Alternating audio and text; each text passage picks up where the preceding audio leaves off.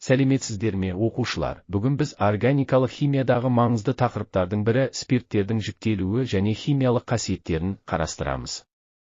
Сонымен қатар, осы тақырыпқа байланысты зертханалық жұмыстың орындалу жолын үйренеміз. Спирттер дегеніміз не? Спирттер құрамында гидроксил тобы, яғни OH тобы бар органикалық қосылыстар, жалпы формуласы ROH деп оқылады. Мұнда R көмірсутек радикалы, OH гидроксил тобы, спирттердің жіктелуі, гидроксил тобының санына қарай, бір атомды спирттер құрамында бір ғана OH тобы бар. Мысалы, этанол, көп атомды спирттер құрамында 2 немесе одан көп OH тобы бар. Мысалы, глицерин. Функционалдық топтың орналасуына қарай, біріншілік спирт OH тобы шеткі көміртекке байланысқан, екіншілік спирт OH тобы ортаңғы көміртекке байланысқан, үшіншілік спирт OH тобы үш көміртекпен байланысқан көміртекке орналасқан. Спирттердің химиялық қасиеттері. Спирттердің қасиеттері молекуладағы атомдардың өзара әсеріне байланысты белсенді металдармен әрекеттесуі. Мысалы, натриймен CH3CH2OH плюс натрий, нәтижесінде CH3CH2O натрий және сутек газы түзіледі.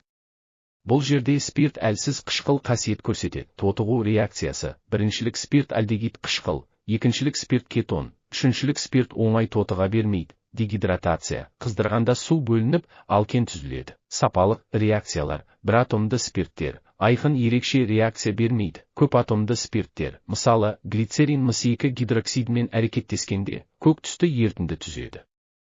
Бұл көп атомды спиртке тән сапалық реакция. Номері 9 зертханалық жұмыс. Тақырып: біріншілік, екіншілік, үшіншілік спирттерге калий дихроматы әсерін зерттеу. Мақсаты: спирттердің түріне байланысты олардың тотығу қабілетін бақылау. Құрал-жабдықтар: этанол, біріншілік спирт, изопропанол, екіншілік спирт, трет-бутанол, үшіншілік спирт, калий дихроматы ерітіндісі, күкірт қышқылы. Жұмыс барысы: 3 пробиркаламыз, әр қайсысына әр түрлі спирт құямыз. Әр пробиркаға калий дихроматы мен күкірт қышқылын қосамыз. Бақылау: біріншілік спирт, ерітінді түсі қызғылт сарыдан жасыл түске өзгереді. Екіншілік спирт, түсі де өзгереді. Үшіншілік спирт, ешқандай өзгеріс болмайды. Қорытынды: біріншілік спирт альдегидке дейін тотығады. Екіншілік спирт кетон түзеді. Үшіншілік спирт тотығуға төзімді. Түсі өзгеруі реакция жүргенінің дәлелі. Жалпы қорытынды: спирттерді гидроксил саны бойынша, құрылымы бойынша жіктейміз. Олардың химиялық қасиеттері молекула құрылымына байланысты, ал зертханалық жұмыс арқылы біз олардың тотығу қабілетін тәжірибе жүзінде дәлелдейміз.